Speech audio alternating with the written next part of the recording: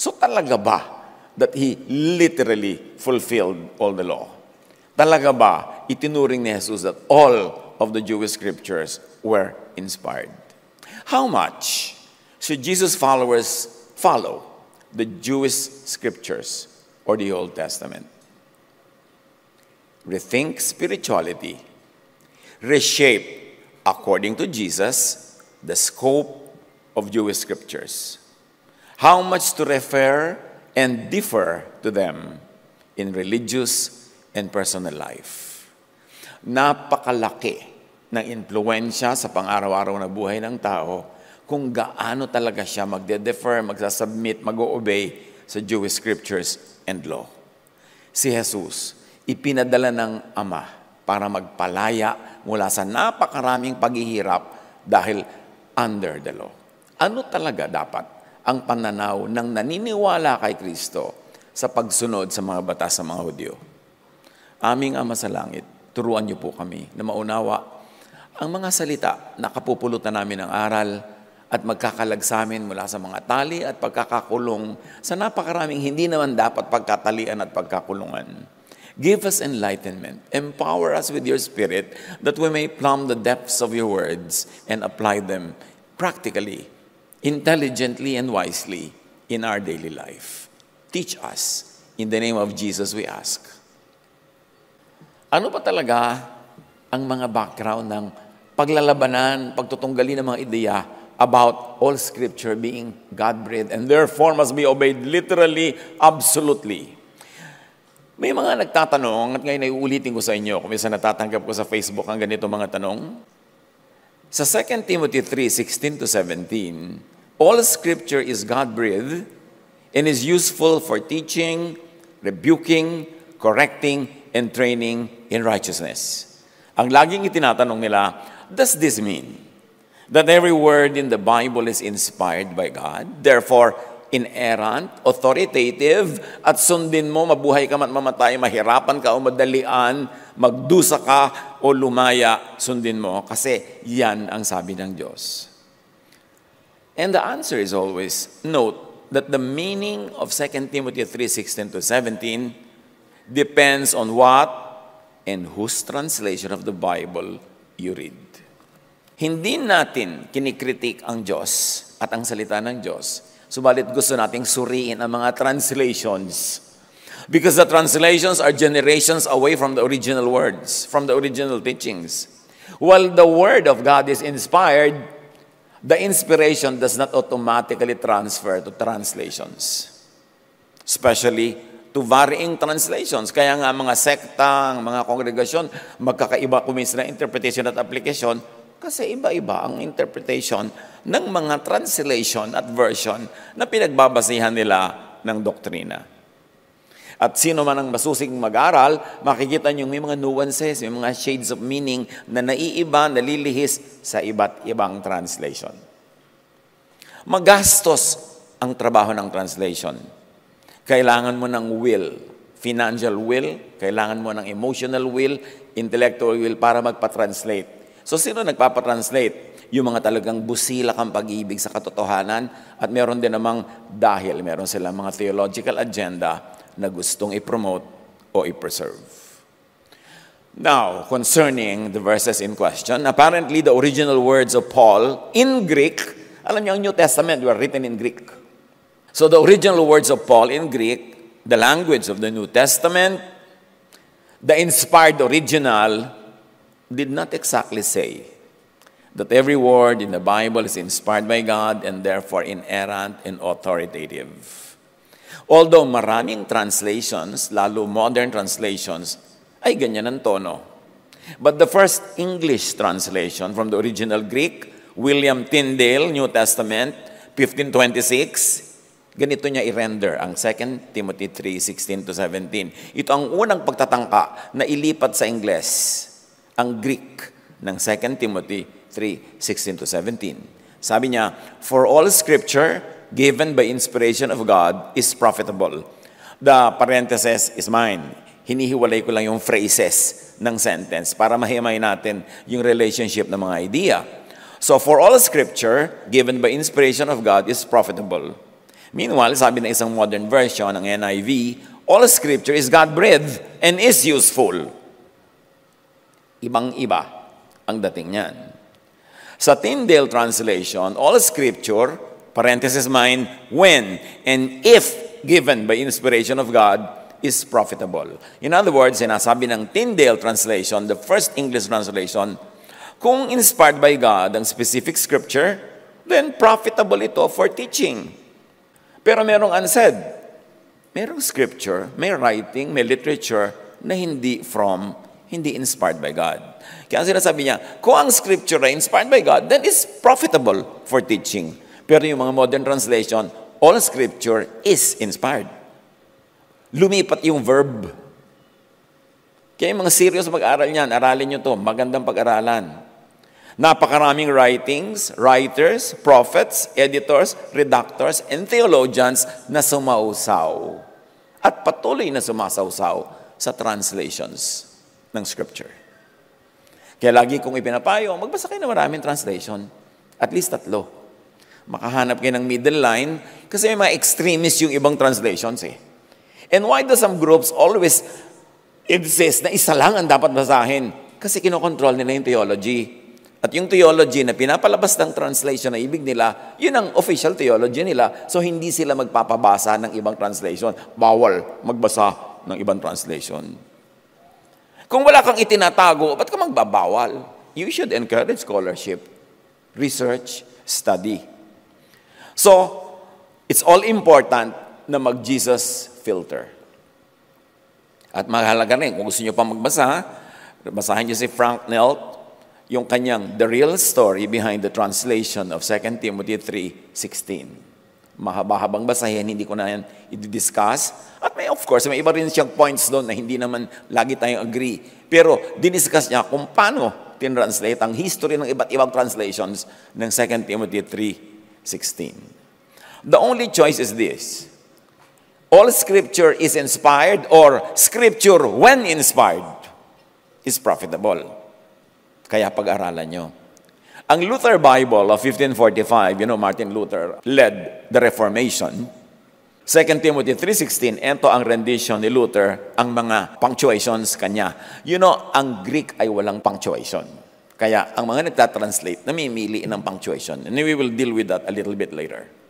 2 Timothy 3:16-17, sabi ni Luther, for all Scripture, inspired by God, is profitable for doctrine, for judgment, for correction. So nagiging qualifier yung inspired by God. Luther is also saying that a man of God may be perfect, fitted for all good works. Now, ang Greek, dikit-dikit ang letters. Walang punctuation marks, as I will show you in this wall from Ephesus that I visited in 1987 and visited again. Kita niyo yung mga Greek. Huwag na kayo sa akin tumingin. Doon na lang sa Greek. Okay? Ay, mga kulot-kulot ko dyan. Yung Greek, wala yan na punctuation at dikit-dikit. At yan ang pinagkuhanan ng 2 Timothy 3:16 and 17. Clustering and punctuation are in the hands of the translator-interpreter. Ang laki ng influence na nagtatranslate sa magiging kahulugan. Halimbawa, nabasa mo ito in Greek letters. Charan! Basahin nyo yan on your own. Ganyan ang Greek. Hinihiram ko lang ang illustration na to, okay? Pwede yang i-translate, i-edit from this dikit-dikit to this. Kita niya? Pag pinaghiwalay-hiwalay ko yan, dahil nag-i-interpret na ako nagtatranslate na ako, pwedeng I saw abundance on the table. Wow, normal lang. May abundance. Ano ngayon? Pero pwede rin gawin itong ganito. I saw abundance on the table. Ibang-iba na. Depende sa pananaw o agenda ng translator. Kaya mahalaga, sinusuri ang translation. The American Standard Version, itong sabi sa 2 Timothy 3:16-17, every Scripture inspired by God is also profitable for teaching. Now, the American Standard Version is a new edition compared to the Luther and the Tyndale versions. Ang sinasabi nito, lahat ng scripture na, if inspired by God, is profitable. Ang sinabi ng mga versions and translations na ito ay, all scripture, if and when inspired by God, is profitable. Ibang-iba sa all scripture is inspired by God. At pag pumili kayo kung aling version ngayon ang inyong susundin, maiiba ang lifestyle nyo, maiiba ang inyong attitude sa sarili, sa buhay, sa mundo, sa kapwa. Now, our agenda is to be respectful to God. And to be respectful to God, dapat ihiwala yung words, yung scripture na inspired talaga niya from words and scripture na marites lang. Kasi maraming marites. Dapat mag-Jesus filter. Bakit? Sabi, Christ gave His own body to destroy the law of Moses with all its rules and commands. Ano ba yung mga nandyan sa law? May mga laman niya na Jesusness, kahit hindi pa nagiging tao si Jesus noon, because the Word has always been around. So meron niyang the Word, Jesusness, at merong moral laws, like igalang mo yung magulang, huwag kang mangangalo niya, huwag kang magnanakaw. Tapos merong civil laws, pag may nagkasala, batuhin, patayin, pag kami nangangahoy, nangunguha ng mga panggatong, tapos sabat, patayin, tapos ang kumakain ng mga hipon, mga ganito, ay mali, mga civil laws and ceremonial laws. Hindi ka dapat kakain ng hindi naghugas ng kamay a certain way, kaya lagi nagagalit yung mga Pharisees kay Jesus at sa kanyang disciples. Hindi nila sinusunod itong mga laws na to. At saka maraming marites din. Maraming nagsingit. So, dapat salain. Yung mga moral laws that are universal, inulit ni Jesus, in-emphasize ni Jesus, tuloy yun. Hindi yun tatanggalin. Pero yung mga ceremonial laws, mga civil laws, pang kanila lang yun. Hindi ka dapat makisali. Dapat yon ay ilagay na sa file. Now, God-breathed applies only to the spirit of the original text, not automatic to translations. Kahit pasabihin natin that the Word of God is inspired, it is the original rendition in the original language that is inspired. The inspiration may and may not carry over to translations. Dapat hindi ka lubos na tiwalang-tiwala sa translation kasi Word of God. Kasi, yun nga, I saw abundance and I saw abundance, ibang-iba na. Nakataya ang iyong ikabubuti, ang iyong kalusugan, kaligayahan, kasaganaan, kaya dapat manuri. Lugi at kawawa ang susunod sacrificially sa text and translation na marites lang pala. Kaya si Jesus, concerned siya sa mga tao. Paul did not say all writing is inspired of God and is profitable for, at dapat pagsakripisyo ang sundin. Though later translations lang, marami ganyan ang sinasabi. What Paul wrote in the Greek says, all God breathed, lahat ng inspired writing ay, hindi lahat ay inspired writing, therefore. Ang laki ng pagkakaiba, lalo na sa application. At napakaraming tao, needlessly nahihirapan, napapagod, nagsasakripisyo, kasi nga ang reading nila, all scripture is inspired. Hindi yung all scripture that is inspired is profitable. Personal choice nyo yan. Kung ano gusto nyo i-apply sa inyong buhay. Kaya lang, ang problema ko minsan, hindi lang kontento ang mga tao sa personal application. Yung personal reading nila, ia-apply nila at ipupuwersa nila sa iba na ganun din ang maging reading. Be faithful to the original idea in Scripture, in the original language, not to theologize translations, especially kung naiiba at lumilihis ang message doon sa tunay na context ng mensahe. That is why it is all important to know the differences in interpretation, meaning, slant, and theologies of the various Bible translations. Many translations had been motivated, controlled, and fiercely fought over by translators with vested interest. Madugo, malagim ang kasaysayan ng Bible translation. Hindi yun ganun ka-sugar-coated tulad ng inaakala ng marami sa atin. May mga interest groups that make the Bible say, through their translations, what they want said. Sabi nga natin, madugo at malagim ang kasaysayan ng Bible translations. At mayroong very interesting book. Nakita niyo to, The Murderous History of Bible Translations.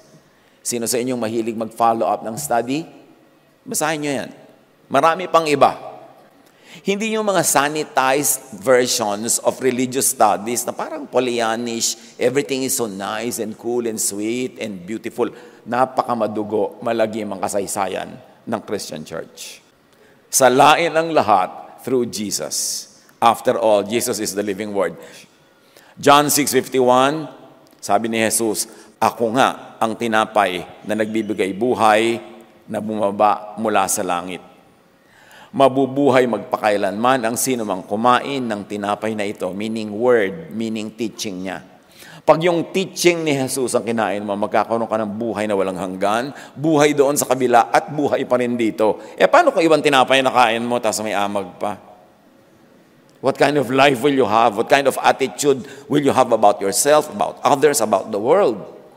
John 6:63, ang Espiritu ang nagbibigay buhay. Ang mga salitang sinabi ko sa inyo ay Espiritu at ito ang nagbibigay buhay. Yung sinabi niya, yung hindi sinabi ng mga Pharisees, ng mga teachers of the law, ng mga priests, sabi niya yung sinabi ko. Kung ang mga itinuturo at sinasabi ng mga religious leaders ng Israel noon ay kumpleto, tama, buo, maganda, bakit pa ipapadala ng Ama si Jesus? Ipinadala siya para itama ang mali, ituwid ang liko, liwanagan ang madilim, ibunyag ang mga kababalaghan na nangyayari sa likod ng mga bato ng templo. So, pinatay nila si Jesus. Kung wala namang dapat baguhin sa mga scriptures, wala namang dapat ibahin sa mga teaching, bakit pa dumating si Jesus? Para lang sabihin, repeat after the scriptures, repeat after the Jewish law. Bakit niya kailangan sabihin yun? Nandun na yun lahat. But He came to destroy the law of Moses with all its rules and commands to set people free. John 8:31-32, sinabi naman ni Jesus, kung patuloy kayong susunod sa aking turo, sa turo niya, hindi sa turo ng iba, kayo nga'y tunay na mga alagad ko. Makikilala ninyo ang katotohanan. Ibig sabihin, hindi pa nila kilala ang katotohanan despite and because of their scriptures. At ang katotohanan ang magpapalaya sa inyo. Anong ibig sabihin? Hindi pa sila malaya. Kailangan pa silang palayain. Sa kabila ng kanilang religiosity, sa kabila nilang scriptures, ng law, ng napakahigpit nilang religious life, sabi ni Jesus, kailangan kayong makalaya. At ang salita ko ang magpapalaya sa inyo. Saan sila papalayain? Dito sa kabilang salita, sa sinabi ng iba, na dapat ay ma-identify ng mga serious Jesus believers.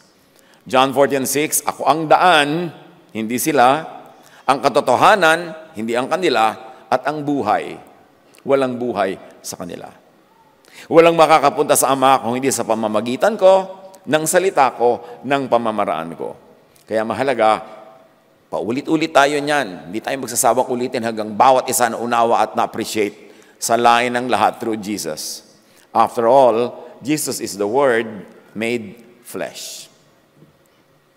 John 1:18, no one has ever seen God, but the one and only Son has made Him known. Si Jesus lang ang nagpakilala sa Ama ng totoo at tama. Salain ang lahat through Jesus. Colossians 1:15, the Son is the image of the invisible God. So hindi nakikita ang tunay na Diyos, pero ipinakita ni Jesus sa pamamagitan ng kanyang mga sinabi at ginawa. Kaya yung kanyang ginawa at sinabi is to be treated with highest respect above the authority of tradition and the Jewish scriptures. Kung yung Jewish scriptures are words carved in stone, si Jesus yung living word. At yung living interactive, active, relevant to the people's lives, hindi cold na basta ito yung law, sundin mo kahit ka mamatay, kahit ka mahirapan, kahit ka magdusa. Jesus was always bending the Jewish law to accommodate the needs and the realities of people around Him. At sabi niya, even I, the Son of Man, is Lord of the Sabbath.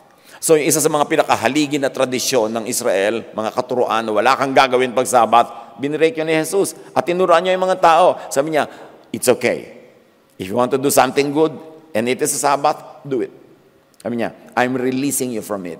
I am the Lord of the Sabbath. And let me tell you, sabi ni Jesus, Sabbath was made for man, not man for the Sabbath. Para sa ikabubuti ng tao ang Sabbath. Ngayon kung ikakasama mo na, ikakapagod mo, ikakahirap mo, edi huwag mo sundin. Dahil yan ay ginawa with your interest in mind. Now, if it goes against your interest of the day to obey it, then you may not. Because the essence of the Sabbath is for your own good.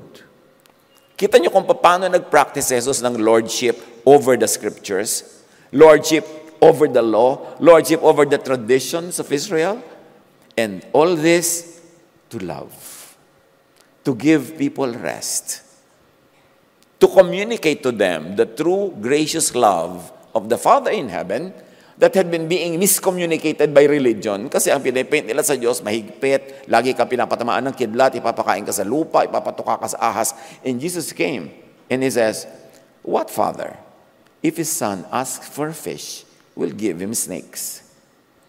At may tinutukoy siya doon. Dapat nasuriin ng sino mang gustong maintindihan ang mensahe ni Jesus. Kawawa at lugi ang mga tao who needlessly sacrifice just to obey the teachings na hindi naman pala from God as revealed and affirmed and authenticated by Jesus. At worse, susunod-sunod ka, naghihirap ka, tapos yung pala sinusundan mo, kabaligtaran pa pala ng true teachings from God revealed by Jesus. Kaya si Jesus may mga sasabing, you have heard that it was said like this, but I'm telling you it's like that. You have heard that it is X. I'm telling you, it is Y. Ang dami niyang ginanon. Sabi ng mga tao sa kanya, itong babaeng ito, caught in adultery. Sabi ng law ni Moses, batuhin hanggang mamatay. Pero hindi pinabato ni Jesus. So, he practiced lordship over the law of Moses. And ang dami-dami pang ganon. Hinipo niya ang mga may ketong para mahalin sila at pagalingin. Bawal na naman yun sa law. Marami siyang ginawang himala during the Sabbath. Bawal yun sa law. Ang dami.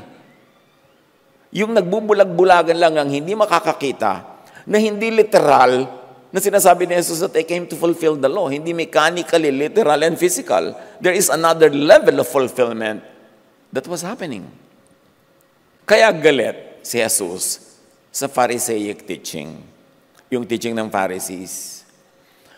Matthew 23:15, what sorrow awaits you, teachers of religious law, and you Pharisees, hypocrites! For you cross land and sea to make one convert. And then, by your scriptures and laws, parenthesis mine, you turn that person into twice the child of hell you yourselves are. Ano yung unsaid? Actually, said naman. Sabi ni Jesus, actually, kayo mga teachers of the law and Pharisees, you are children of hell.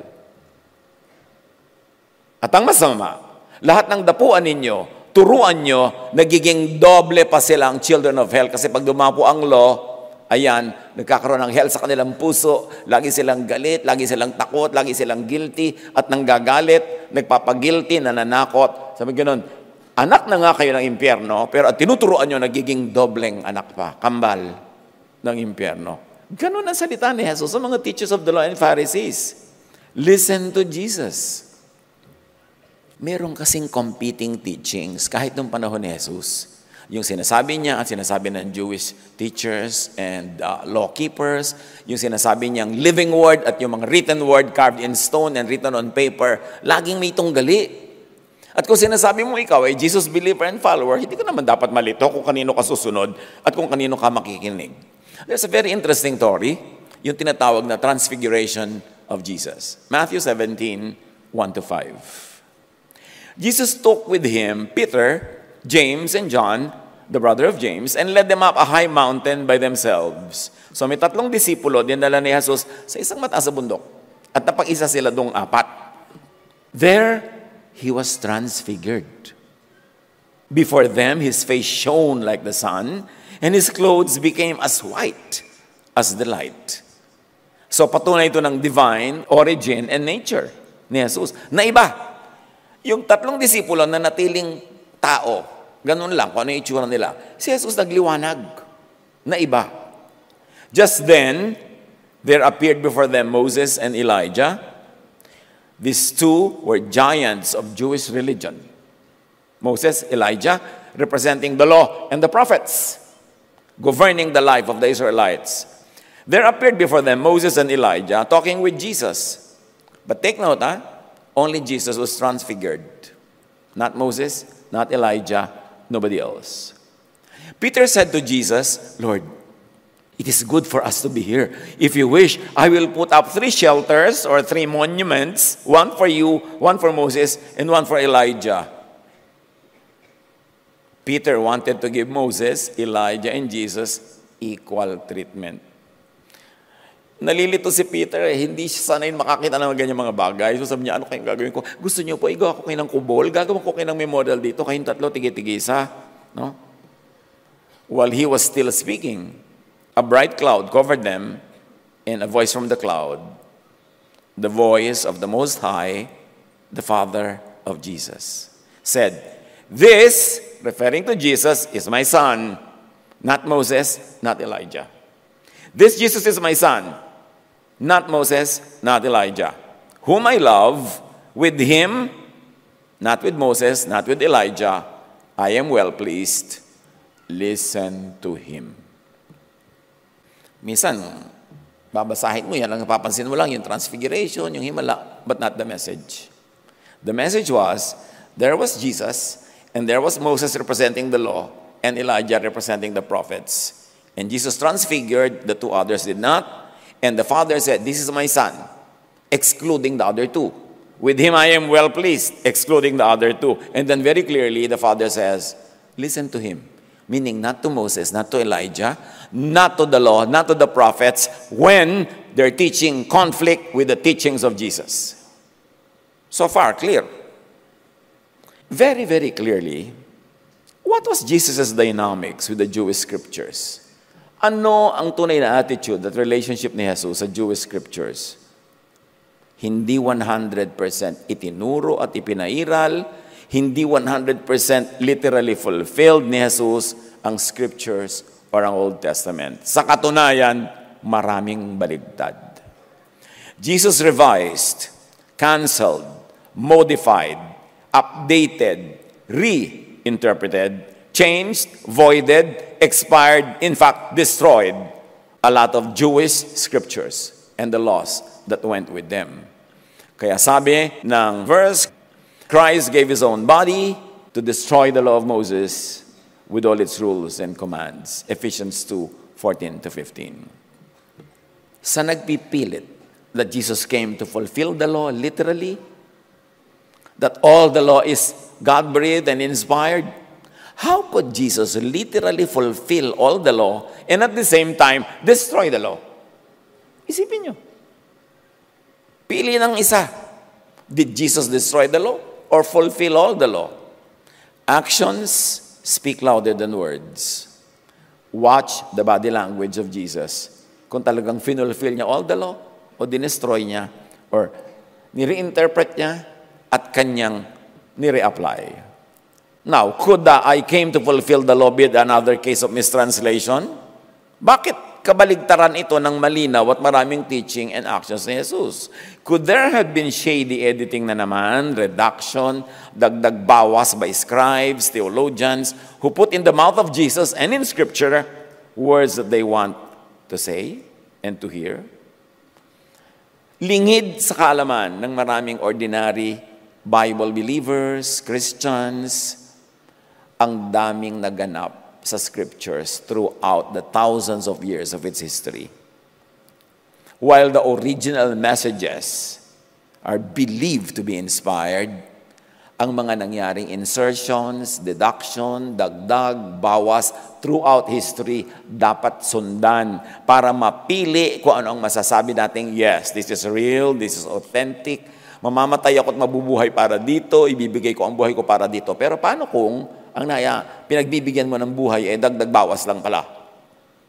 Loyalty to Jesus does not mean blind obedience to every word people say, Jesus said. Hindi ko man sinabi ng mga taong, Jesus said, Jesus said na nga. Paano ko marites? Loyalty to Jesus means verifying if Jesus really said what people say Jesus said. Kaya dapat susuriin niya mga translation. Huwag lang kayong lulun ng lulun. Gawa lang yan ng tao. Tama yung sinasabi ng mga kamag-anak natin. Basa ka ng basa, gawa lang yan ng tao. They refer to the translations. Natural, yung original word is from God. Pero gaano karami dyan ang idinagdag, binawas ng mga editors. God won't mind. God won't be offended by diligent, scholarly study. Ang magagalit lang, yung may itinatago, yung may agenda. Acts 17:11. Now the Berean Jews were of noble character, for they examined the scriptures every day to see if what Paul said was true.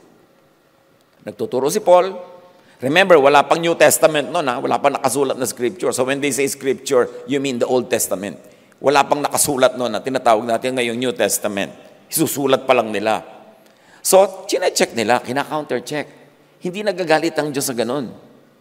Ngayon, kung chine-check na yan ng mga Bereans, what Paul said pa lang yan, chine-check nga, paano pa kung what Jesus said? Dapat talagang i-check. Hindi magagalit si Jesus na, bakit mo chine-check? Sinabi ko na nga, matutuwa pa siya, i-check mo talaga anak dahil baka mamaya marites, baka hindi ko sabi, baka hindi di-distort nila yan. So, mag-check ka. That's fine. That's good to do.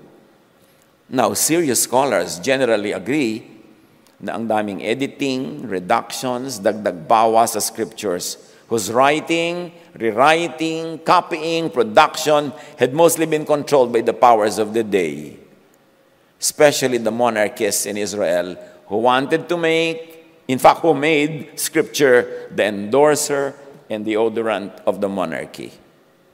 Kaya magdududa ka kung may mga verses yan na sobrang gino-glorify yung mga king, yung mga ruler nila. Para hanggang ngayon, nagkukutsabaan ng maraming gobyerno at mga simbahan to keep the power.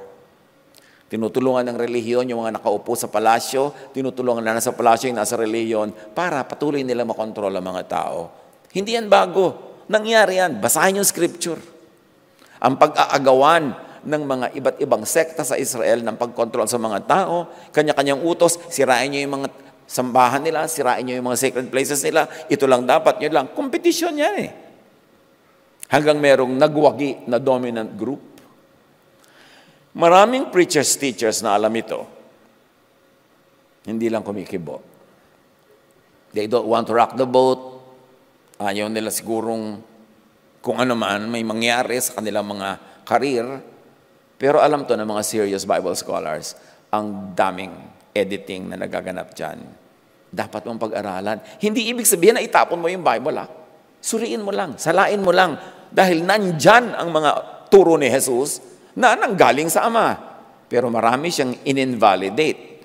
Marami siyang dinestroy. Marami siyang inedit para i-update. Dapat alam natin yon. Kung all words of God, ang scripture and law, tulad ng kine-claim ng marami, ba't ang dami-daming nilabag, ipinalabag at iniba ni Jesus? Tulad ng mga laws, regulations on the Sabbath, specific laws of Moses like batuhin ang nangangalo niya hanggang mamatay, diet, cleanliness, at napakarami pang iba. Even teaching on how to have eternal life, in-update ni Jesus. Kahit nga daanin na lang sa paramihan, mag-contest yung Jesus destroyed the law versus Jesus came to fulfill the law. Overwhelming yung Jesus destroyed, changed, updated, reinterpreted the law. Masarap kasing parang tahimik ka na lang para wala ka nang iniisip, wala kang pinoproblema, kahit na hindi naman pala complete truth yung niyayakap mo dyan, pero ang tunay na gustong makawala, makalaya, maliwanagan, maging mabuti, mabait, maibigin sa kapwa, dapat siya sa atin kung alin talaga dyan ang words of God na dapat talagang ipamuhay, sundin, at alin ang sinira na ni Jesus para huwag nang makapandaya at huwag nang makapagpahirap sa tao. Matthew 15:3, 6-9. Jesus answered, "Why do you disobey?" Remember, pag may nakita kayong parenthesis, it's mine. It is a suggested amplification of what the verse could be contextually referring to.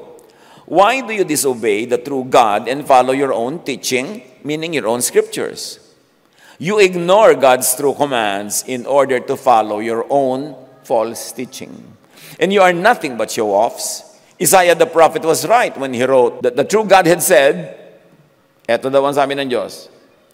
Sabi ni Isaiah, all you praise me with your words, but you never really think about me.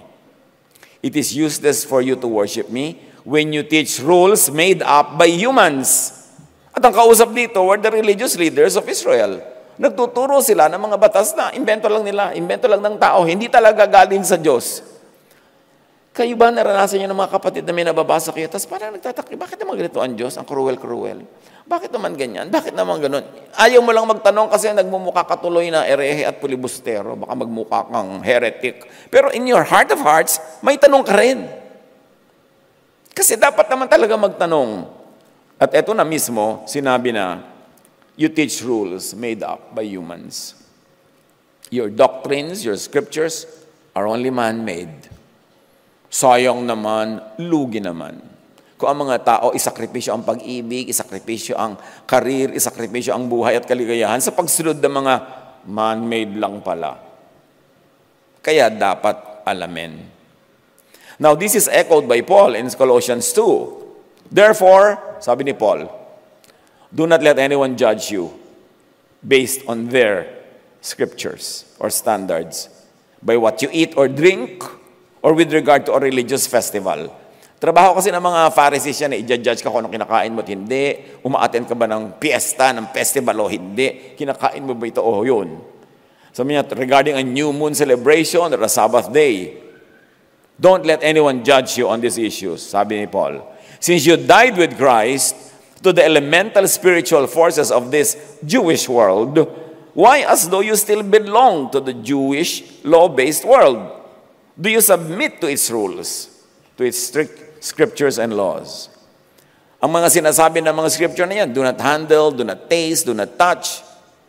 These rules are based on merely human, not from God, not divine, human commands and teachings. You see, Paul was very clear. Bakit kayo, na kay Kristo na kayo, nagsasubmit pa kayo sa Jewish law na ang daming bawal? Mga bawal na tao lang naman ang nagbawal, hindi naman talaga Diyos. Kasi kung talagang Diyos ang nagbawal niyan, itutuloy yan ni Jesus. Susundin. Pero bakit sinabi niya, malaya kayo dyan, ang inyong sundin? Kasi alam ni Jesus, hindi galing sa Diyos. Review. Suriin ang pagiging Bible-based ni Jesus. Suriin ang pagiging Bible-based ng Jesus-centered so-called Christianity. Today, to move away from Pharisees to Jesusness, we all have to rethink spirituality. We have to rethink. Huwag lulon ng lulon. Tanggap ng tanggap. Baw ng baw. Amen ng amen. Suriin. Kasi nakataya ang iyong buhay dito at sa kabila. Nakataya ang iyong ikabubuti, ikaliligaya, ikagiginhawa, pati ng iyong mga mahal sa buhay. Nakataya ang iyong buong pananaw, how life should be lived. So dapat pag-aralan. Huwag matakot at magilting nag-aaral. Gusto yan ni Jesus. Because truth sets free. Ang gusto lang na manatili tayong mangmang ay yung mga itinatago. Yung mga gusto tayong kontrolin. Pero kung walang itinatago, sige, study kayo, mag-aral kayo. Pero pag sabi, huwag ka makikinig kay ganito, huwag ka magpabasa nun, gusto ko lang niyang kontrolin. Lalong sinasabi, huwag ka makinig, lalo ka makinig. Sinasabi, huwag mo yung basahin, lalo mong basahin. Kasi may itinatago sa'yo. May sarili kang utak. Dapat gamitin mo yan. Redefine, according to Jesus, the scope of Jewish scriptures. In other words, get from Jesus the cue. Ano ang treatment ni Jesus sa verses na ito? Dapat yun din ang treatment mo. Anong treatment ni Jesus sa law? Sa mga katuruan na yan, dapat yun din ang treatment mo kasi you believe in Jesus. Now, mahalaga, suriin the Christian's attitude toward the Jewish scriptures. Naniniwala ka kay Jesus? Follower ka ni Jesus, ano dapat ang attitude mo sa Jewish scriptures? Dapat katulad ng attitude ni Jesus. Ang bawat verse, utos, at bawal ba sa Bible ay dapat sundin ng lahat ng tao sa lahat ng panahon at lugar kahit hindi bagay at nakakabuti sa particular individuals or groups. Kasi pag sinabi mong all scripture is God-breathed, dapat sundin, bakit ang dami mga mahihigpit na Christians pero kumakain ng alimango? Bawal din yun. Ba't kumakain ng hito o hipon? Bakit kumakain ng pork? Namimili lang sila kung alin yung susundin at kung alin ang hindi. And usually, ang gigil na gigil silang dapat ipatupad yung may mga kinalaman sa mga sexual behavior, may kinalaman sa social behavior. Pero yung mga ganyan, katulad ng diet, kahit ng mga pusakal na napakahilig sa scripture, kumakain din naman, binabawal ang Leviticus. Manuri tayo. Kailangan, we take note na ang Old Testament ay Jewish scriptures. Hindi siya Christian scriptures. Bakit napasali ang Old Testament, so-called, or more correctly, yung Jewish scriptures into the Christian scriptures? Sinali lang yan ni Emperor Constantine. 300 taon na hindi yan kasali. Nung panahon ni Constantine, kinonsolidate niya ang mga Kristiyano sa Roman Empire at nagpa-translate siya at nagpalimbag siya ng mga scriptures na kumakalat noon among Christians at yun ang naging New Testament at ipinasali niya sa kanyang koleksyon yung Jewish scriptures sa isang volume. So tinawag tuloy na Old Testament, New Testament. Wala namang Old Testament. The Jews have no New Testament. Sa kanila, isa lang yung Testament, yung kanila lang. Pero para sabihin mong Old and New, parang magkakambal, parang magkasunod. At yon ang naging theologizing ng Christianity from then on. Piliting mag-combine yung Old at New, yung Law at Grace, yung Moses at Jesus, kaya hanggang ngayon lito. The Old Testament ay Jewish scriptures. Kasulatan nila, gawa nila para sa kanila. At sino man na hindi nila kalahi, kabilang, na nagbabasa nito, ay nakikibasa lang. Lumugar, huwag daigin pa ang ancient Jews sa Jewishness. Sundan ang halimbawa ni Jesus. Ngayon, be watchful. Kahit na tinatawag na New Testament, ay maraming carry over ang Jewish scriptures and law kasi may mga Pharisees na sumapi sa sumisibol pa lamang na Christianity at pinilit i-cross over, i-carry over ang Jewish law that Jesus sacrificed His life to destroy. And sadly, these Pharisees that infiltrated the Christian church succeeded. Recorded yan, documented. And let me cite at least one case. Acts 15, 1-21, hindi ka lalayo. Sa Bible ka, may reference kung paano na-infiltrate ng Pharisees ang Jesusness. Certain people came down from Judea to Antioch and were teaching the believers, unless you are circumcised according to the custom taught by Moses, you cannot be saved. Imagine this, meron kayong evangelism class, salvation class. Ngayon, tulian ang gagawin natin. Kasi sabi nila, you cannot be saved unless you are circumcised. Yan ang sinasabi ng law of Moses. Yan ang salvation sa kanila. This brought Paul and Barnabas into sharp dispute and debate with them. Noon pa, pinagdedebatehan na yan. Nasa Book of Acts pa. So Paul and Barnabas were appointed to go up to Jerusalem to see the apostles and elders about this question. When they came to Jerusalem, they were welcomed by the church. Then, some of the believers who belonged to the church, read. Hina naman, read. Yes. Some of the believers who belonged to the party of the Pharisees, still practicing Pharisees inside the Christian church, stood up and said, the Gentiles must be circumcised and required to keep the law of Moses.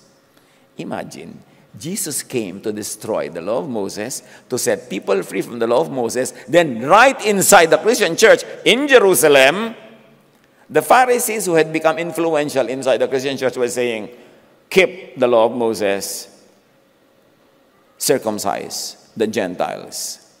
In other words, they still keep the law in spite of. Parang hindi nangyari si Jesus, parang hindi nagdusa at namatay si Jesus to save people from the law. The apostles and elders met to consider this question. After much discussion, sa totoo lang, ano pa ba ang dapat i-discuss? Ang linaw na ng teaching ni Jesus tungkol sa mga bagay na yan. Peter got up and addressed them. Brothers, God showed that He accepted the Gentiles by giving the Holy Spirit to them, just as He did to us. God did not discriminate between us and them, for He purified their hearts by faith, not by the law. Sabi ni Peter, no.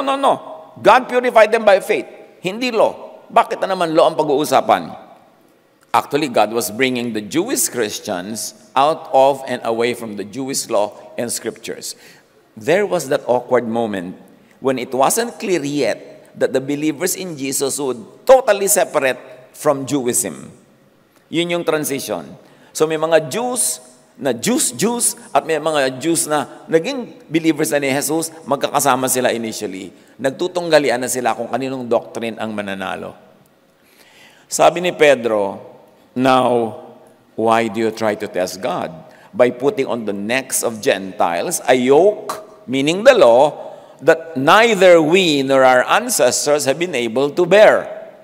Alam natin, tayo, ang mga ninuno natin, wala ni isa sa atin nakasunod sa law. Tapos itong mga Gentiles who have not been part of the law but are now part of the Christian church, papasunurin nyo pa rin sa law na ni tayo'y hindi nakasunod. Now, no. We believe it is through grace of our Lord Jesus, not by obeying the law of Moses, that we are saved just as they are. Very correct ang theology ni Peter. The whole assembly became silent. James spoke up. Remember, the brothers of the Lord never believed in Him up to the last moment. Kaya sabi ni Jesus, a prophet is never believed and accepted in his own home. James, the brother of Jesus, spoke up. Brothers, he said, listen to me. It is my judgment that we should not make it difficult for the Gentiles who are turning to God. So initially, mukhang agree siya kay Peter. Instead, we should write to them, telling them to abstain from food polluted by idols. Law yun. From sexual immorality, fine. That's a general, universal morality.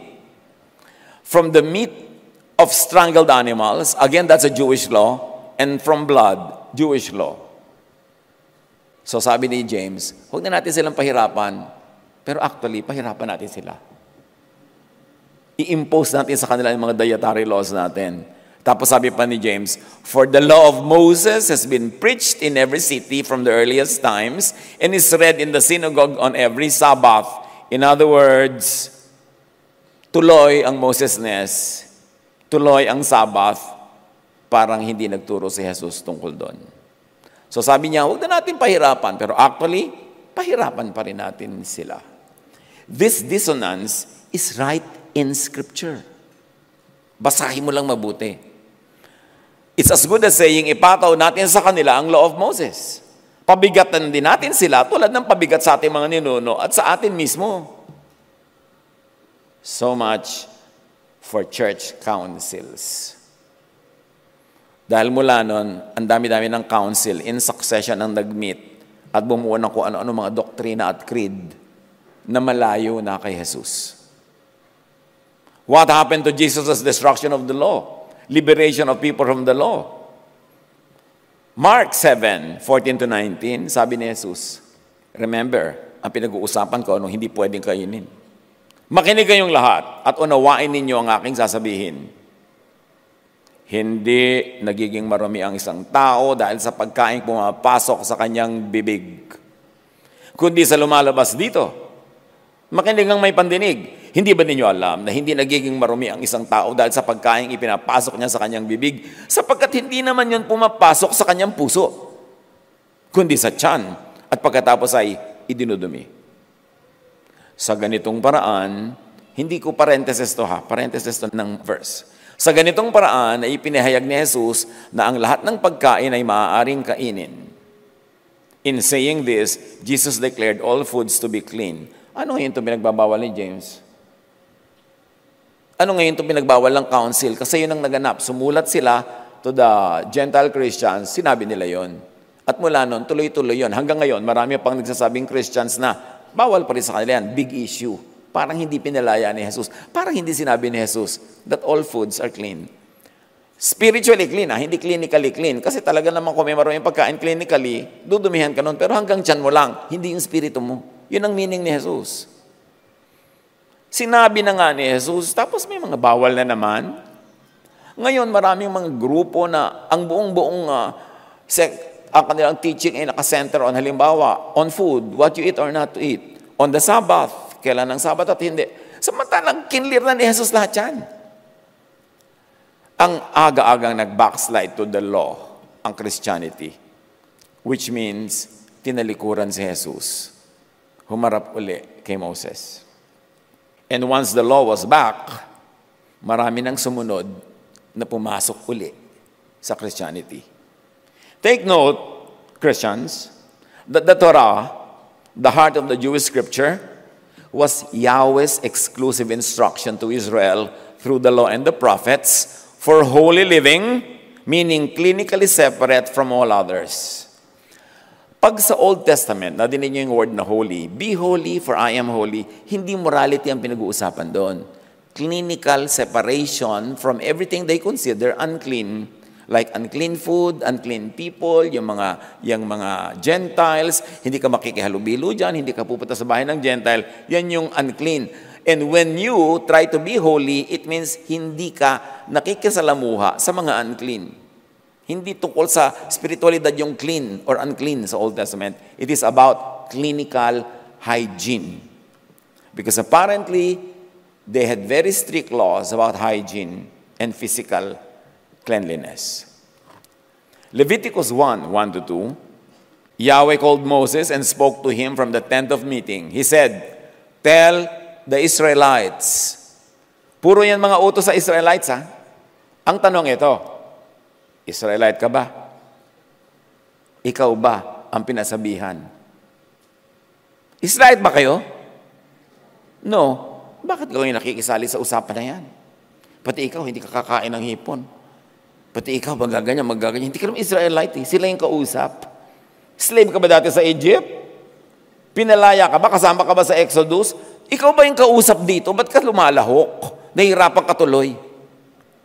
Leviticus 1:1-3, the Lord spoke to Moses from the sacred tent and gave him instructions for the community of Israel to follow.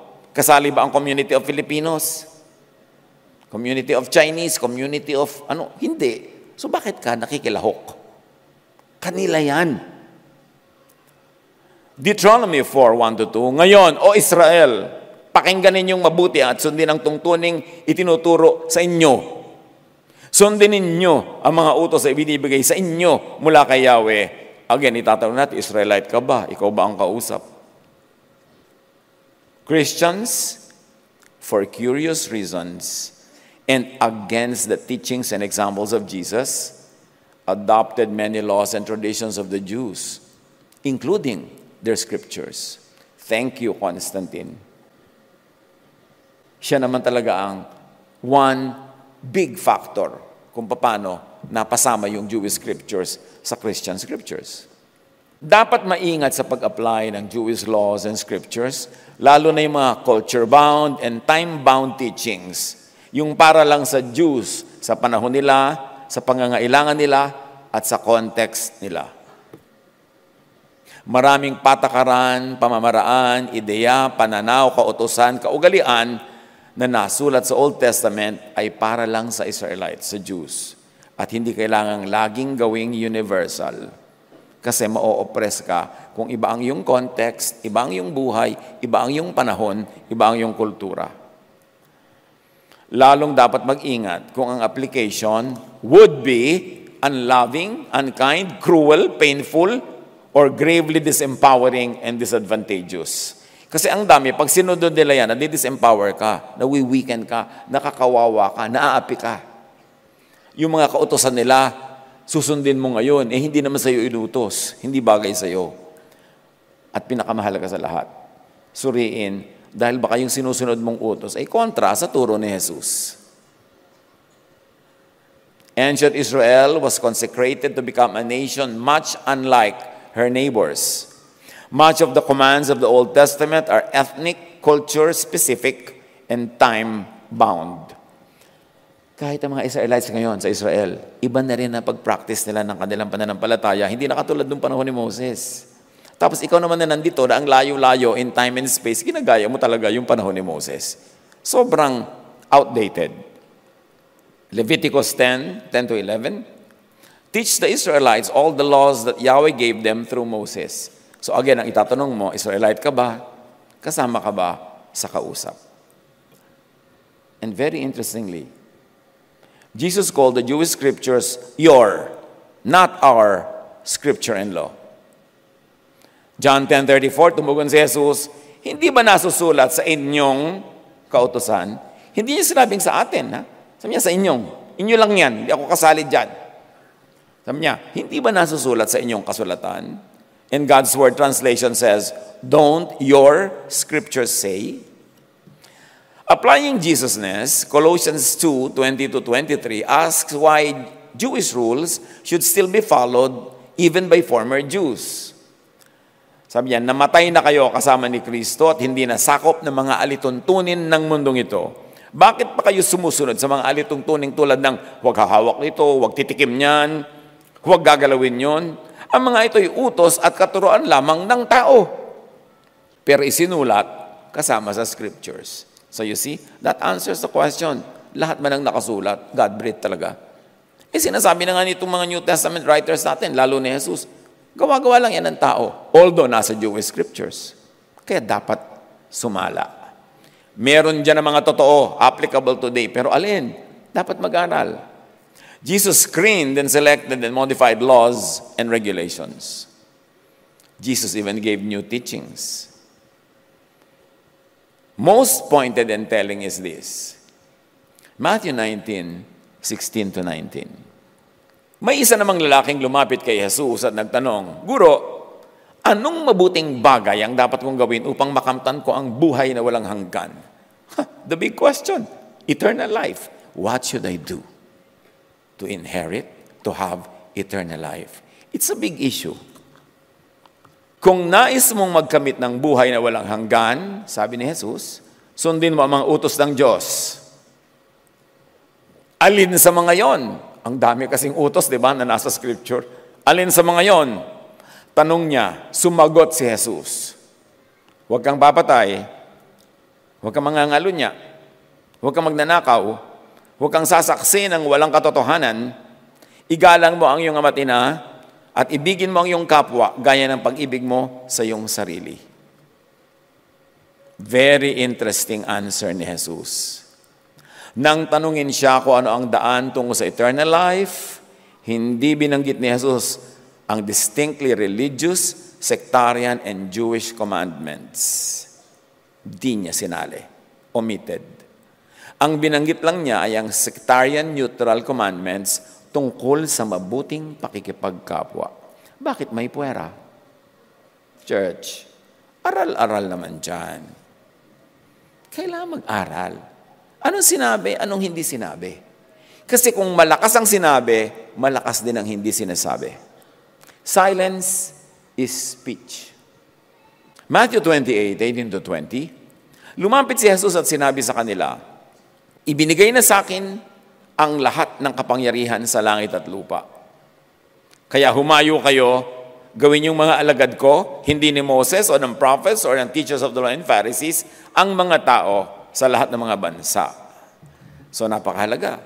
Bautismuhan nyo sila sa pangalan ng Ama at ng Anak at ng Espiritu Santo. Wala si Moses, prophets, priests, teachers of the law and Pharisees. Jesus was ushering in a new world order. At huwag niyong hayaang takutin kayo ng takutin ng mga Pharisees na matakot sa New Age. Hindi naman ito New Age. New World Order.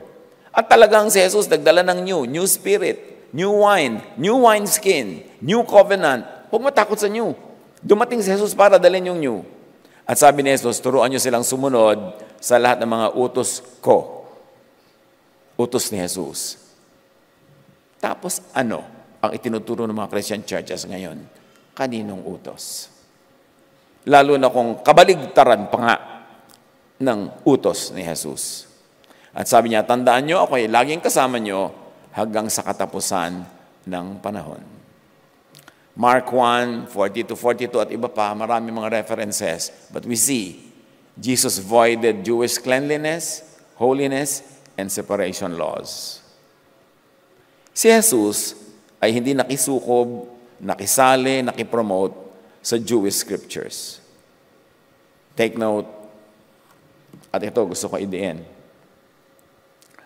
Ang moral law sa Jewish scriptures and their direct variants, especially those repeated, mentioned, stressed by Jesus, have universal value and application. May mga moral law sa Jewish scriptures na effective pa sa atin hanggang ngayon. Lalo yung mga inulit, binigyang diin, ni-refer ni Jesus, tuloy yun. Tulad nung sinabi niya, itong 6 na commands na binanggit niya, tuloy lahat yan. Hindi naman lahat kinancel Pero may mga kinancel, kaya dapat mong alamin. Ang tribal, national, religious, ceremonial, and civil legal laws of ancient Israel ay para lang sa kanila. Kaya yung batuhin mo ang anak mo dahil hindi na siya virgin, sila lang yon. Batuhin mo yung nangahoy na kumuha ng mga firewood during the Sabbath, kanila lang yon. Batuhin mo ang ganito at ganon, kanila lang yon. So dapat mong inihiwala yun kasi baka hinihirapan mo yung buhay mo tapos hindi ka naman pala dapat maghirap dahil hindi naman para sa'yo. At dahil talagang mostly pang Jews lang ang Jewish scriptures, ang laking revision of doctrines and practice ang kailangan gawin ng maraming non-Jewish naman na Christian church groups na wagas samang angkin at makisangkot sa Jewish scriptures and laws at todo-todo kung maki-Jewishness. Dinaig pa ang mga Hudyo sa Israel sa pagiging Hudyo. Romans 9:30-32, what then shall we say? That the Gentiles who did not pursue righteousness have obtained it, a righteousness that is by faith. But Israel, who pursued a law of righteousness, has not attained it. Why not? Because they pursued it not by faith, as if it were by works.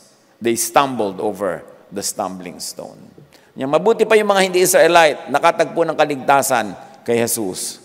Kasi humanap sila ng righteousness apart from the law, but also only in faith. Yung mga Israelite na trying hard, ang dami nilang sinusunod, ang dami nilang binagbabawal, hindi pa rin nila natagpuan ang righteousness. Kasi ang iginiit nila to be righteous is to obey the law. Filter out ang nasa Jewish scriptures nga, but updated, reinterpreted, deleted, and destroyed by Jesus. Lalo namang i-filter out ang niwala nga sa original Jewish scriptures at nasa guni-guni lang ng mga editors, redactors, and manipulators of religious texts. Very importantly, filter out ang uncontextual, lalo contra-context translations and interpretations and applications. What we're saying is a mouthful. Ang dami-dami nito. Kailangan balikan nyo to, reviewin, kasi mahirap absorbe ng 100 lang. Ulit-ulitin nyo mga 99 times. Jesus simplifies and makes practical the demands of the law of Moses and the prophets. Matthew 7:12, so in everything, do to others what you would have them to do to you. This sums up the law and the prophets. Gawin mo sa kapwa mo yung gusto mong gawin nila sa'yo, yun na yun, nasunod mo na yung law, huwag ka na magdetalye. Jesus narrows down the whole law into its spirit and true intent, which is love. Kung sunod ka ng sunod ng law, tapos sa pagsunod mo, hindi ka nagiging loving, you are missing the point.